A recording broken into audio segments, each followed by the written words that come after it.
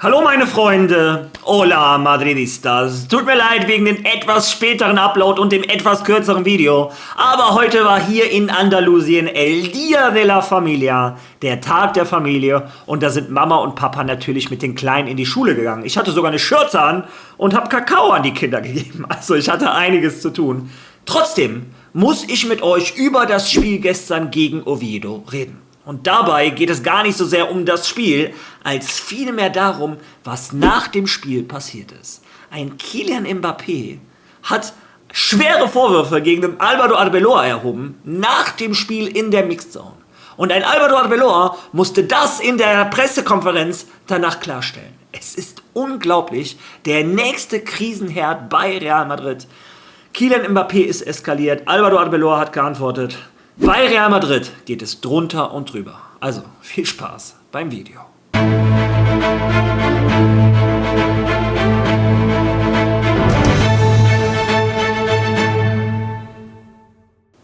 Ja, lasst mich zunächst einmal mit dem Spiel von gestern beginnen und denjenigen gratulieren, die dieses Spiel nicht gesehen haben.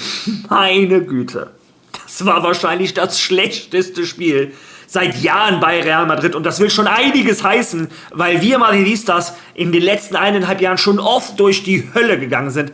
Aber das war gestern noch mal weniger. Ich habe vorgestern gesagt, das ist ein Spiel um die goldene Ananas, und die Spieler haben uns das in jeder einzelnen Aktion spüren lassen. Kein Tempo, keine Intensität. Das war keine Professionalität, keine Zweikämpfe. Es war dramatisch schwach. Real Madrid hat gegen Oviedo, die mit Abstand letzter sind, 10 Punkte auf den Vorletzten. Und Real Madrid war nicht die bessere Mannschaft. Oviedo hätte in Führung gehen können.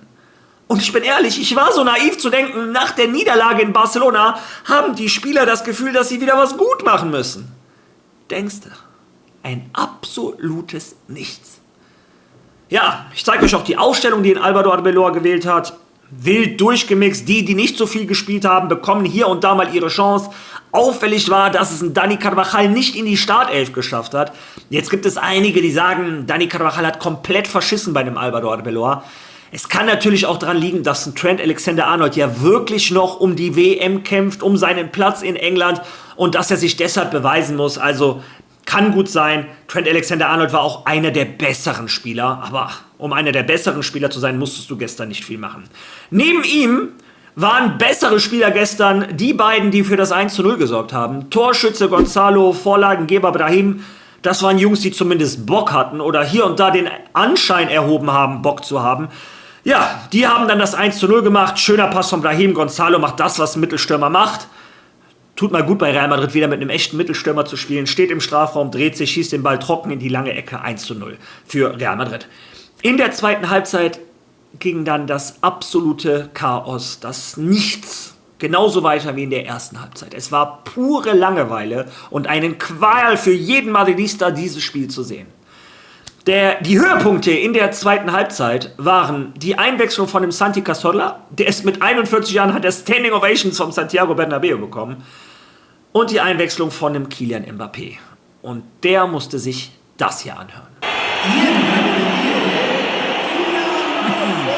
Ja, Kylian Mbappé hat dann noch so drüber gelächelt, aber diese Pfiffe haben wehgetan. Allgemein muss man sagen, es gab einige Pfeifkonzerte gestern im Santiago Bernabéu, soweit es Real Madrid überhaupt zugelassen hat. Zunächst einmal war die Musik Pulle laut etc.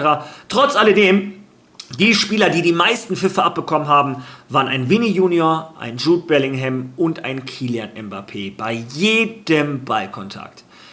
Ja, und der Höhepunkt, der wohl traurige Höhepunkt des gestrigen Abends im Santiago Bernabéu, es tut mir leid, ich muss euch die Wahrheit berichten, auch wenn sie mir nicht gefällt, war das hier. Fans haben Plakate vorbereitet, auf denen stand: Florentino, hau endlich ab, Florentino, du bist schuld. Und die Ordner haben sofort mit Härte reagiert. Diese Plakate wurden den Leuten aus der Hand gerissen, es kam zu Handgerangeln, zu Handgreiflichkeiten. Ja, das ist die Demokratie, die 2026 im Santiago Bernabéu herrscht. Es ist eigentlich tragisch für einen Verein wie Real Madrid, der eigentlich, ja, für solche Werte in der Welt steht.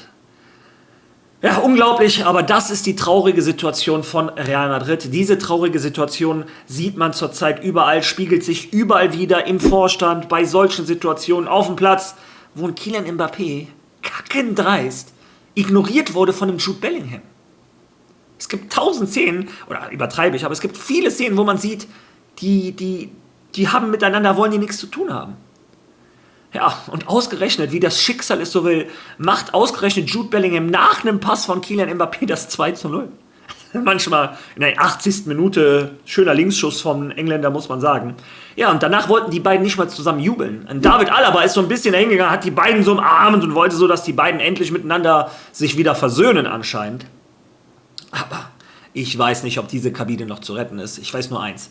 Wer der nächste Trainer von Real Madrid ist, der hat eine Herkulesaufgabe vor sich.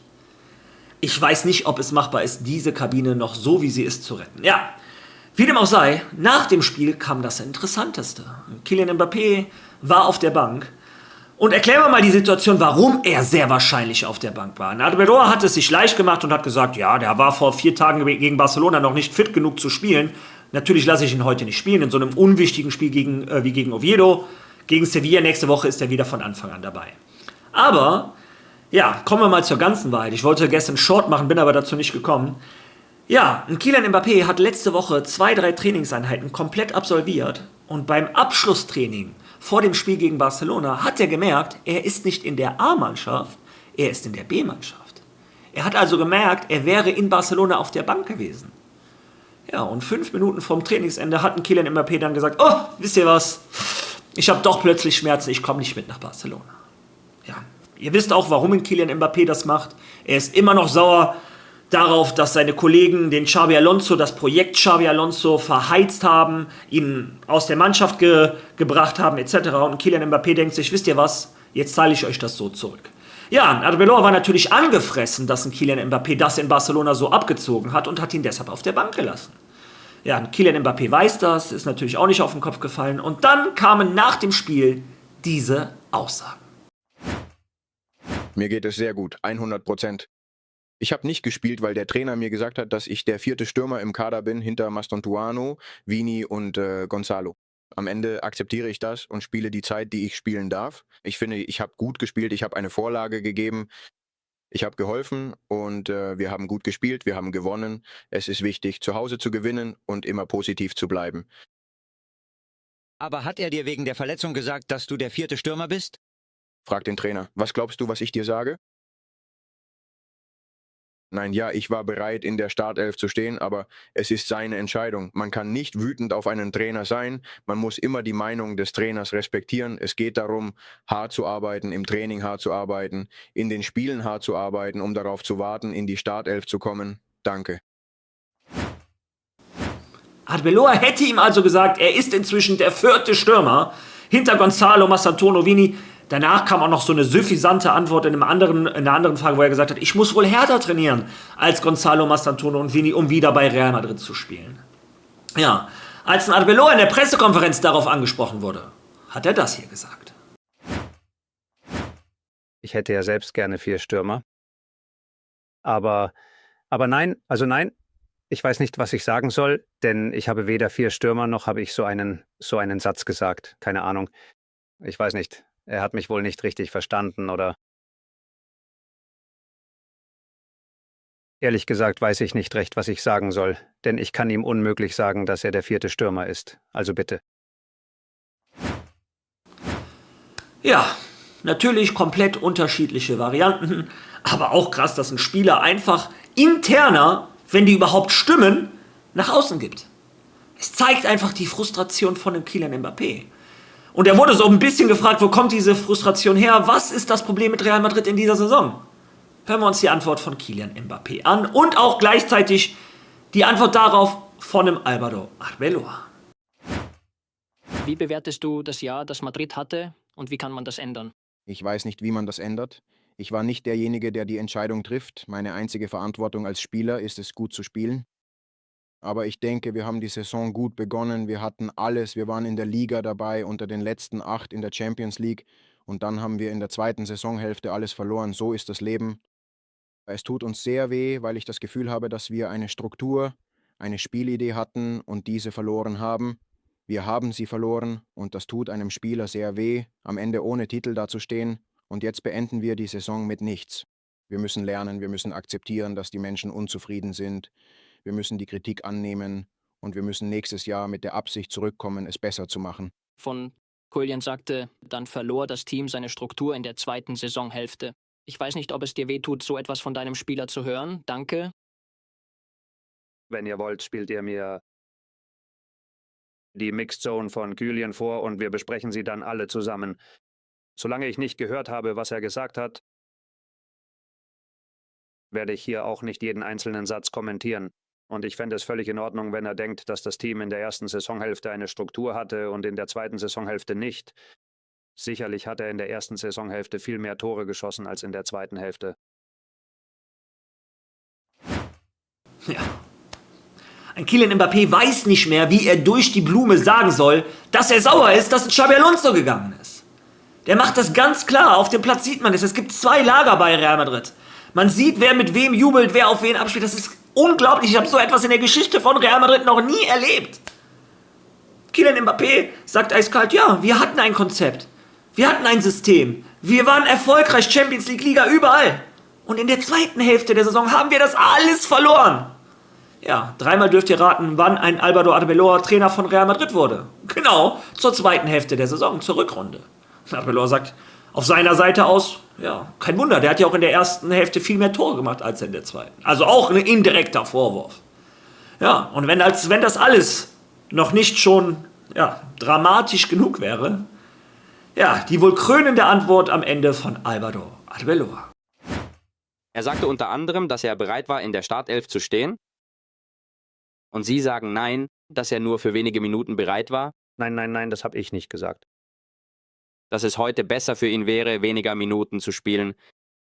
Ich weiß nicht, ob es eine gewisse Distanz zwischen Ihnen und Kylian Mbappé gibt, ob Sie in diesen letzten turbulenten Wochen ein persönliches Problem hatten. Nein, ich sagte, dass für mich ein Spieler, der vor 4 Tagen nicht mal auf der Bank sitzen konnte, bei einem Spiel in 3 Tagen, ich hielt es für das Beste, ihn in der zweiten Halbzeit zu bringen, damit er nächsten Sonntag in der Startelf steht. Für mich ist das ein Ansatz, den ich als Trainer für am logischsten halte. Ich finde außerdem, dass Gonzalo die Belohnung verdient hat, heute zu spielen und mehr nicht. Und ich wiederhole es noch einmal, ich verstehe, dass alle Spieler, die heute nicht von Anfang an dabei waren, unzufrieden sind. Aber solange ich hier auf diesem Stuhl sitze, entscheide ich, wer spielt und wer nicht spielt. Und es ist mir völlig egal, wie sie heißen oder wie sie nicht heißen. Und wenn es ihnen passt, gut. Und wenn nicht, dann müssen sie eben auf das nächste Mal warten. Ja, Microphone Drop. Ich bin der Trainer. Ich entscheide, wer spielt. Und es ist mir egal, wie derjenige heißt. Und wenn er keinen Bock drauf hat, kann er auf den nächsten Trainer warten. Und ich frage mich, du machst es dir leicht, Álvaro Arbeloa. Jetzt, wo du weißt, du bist nur noch 2 Spiele Trainer, jetzt hast du leicht reden. Wo war das vor 3-4 Monaten? Als ein Bellingham zurückkam und ein Mbappé vor seiner Verletzung oder nach seiner Verletzung und als auf einmal in Real Madrid, was super funktioniert hat, wieder in den Keller gebracht haben. Wo war da dein, es ist mir egal, wie die heißen? Und den gleichen Vorwurf kann ich einem Xabi Alonso machen und einem Ancelotti. Wo ist der Trainer von Real Madrid, dem Namen wirklich scheißegal sind? Und nicht erst, wenn du 2 Spiele noch als Trainer von Real Madrid vor der Brust hast. Ja, wie ihr hört, nach Rüdiger gegen Carreras, nach Valverde gegen Tchouaméni, der nächste Krisenherd bei Real Madrid, in dieses Mal sogar in der Öffentlichkeit. Mbappé gegen Álvaro Arbeloa. Ja, ich wollte euch diese Information bringen. Ich kann mich nur wiederholen. Real Madrid versinkt zurzeit im Chaos und ich kann mir nicht vorstellen, dass ein Trainer oder ein Trainerwechsel das alles wieder geordnet bekommt. Ich drücke Real Madrid natürlich dabei. Oder besser gesagt dem Trainer die Daumen. Ja, und jetzt hoffe ich, dass ihr mir auch den Daumen drückt, der unter dem Video ist und so aussieht. Also drückt auf Like. Lasst einen Kommentar da, wenn ihr schon mal da seid. Hype dieses Video. Wer noch kein Follow da gelassen hat, es wäre eine unglaubliche Hilfe, wenn du da drauf drücken könntest. Und ansonsten habe ich morgen wieder wesentlich mehr Zeit für euch. Also, bis dahin, drückt meinem Sohn die Daumen. Wir sehen uns morgen. A la Madrid!